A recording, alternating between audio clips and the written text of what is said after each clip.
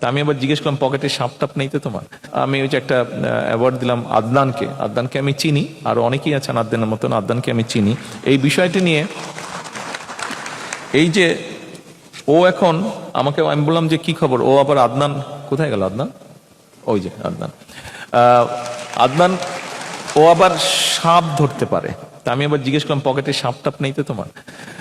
তো এখন আমি জিজ্ঞেস করলাম যে ও নিজে থেকেই বললো যে এই প্রোগ্রাম শেষ করে ও বোধহয়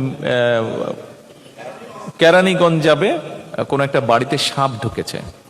এই জন্য আমি কথাটি বলছি যে মাত্র যেটা বললাম যে পশু পাখি সবকিছু একটা বিপন্ন অবস্থার মধ্যে চলে গিয়েছে। এই যে বন টন সব উজাড় হয়ে যাওয়াতে সব জায়গায় যে মানুষ দখল করছে, বাসা বাড়ির ভিতরে কেন সাপগুলো ঢুকছে। আমি প্রায় বছরখানেক আগে ওর সাথে কথা বলছিলাম, তখন আমি দেশে আসিনি, তখন লন্ডনে ছিলাম। তো ও বললো যে ভাইয়া এই জন্য ঢুকছে। আমরা যে ঘর বাড়িতে 9 তলা, মিরপুরের কোন এক 9 তলা বাড়ি থেকে সে সাপ বের করেছে। তার মানে যে 9 তলায় সাপ গেল কেমন করে?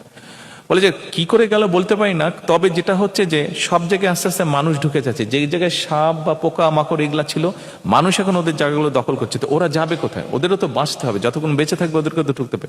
সেই জন্য এখন ওরা মানুষের বাড়ি ঘরের মধ্যে ঢুকে যাচ্ছে। আমার মনে হয় এই বিষয়গুলো আমাদেরকে রিয়েলাইজ করতে হবে, এই বিষয়গুলো আমাদের চিন্তা করতে হবে, এবং এই বিষয়গুলো যার যার অবস্থান থেকে বোধহয় আমাদের একটা দায়িত্ব পালনের সময় চলে এসেছে।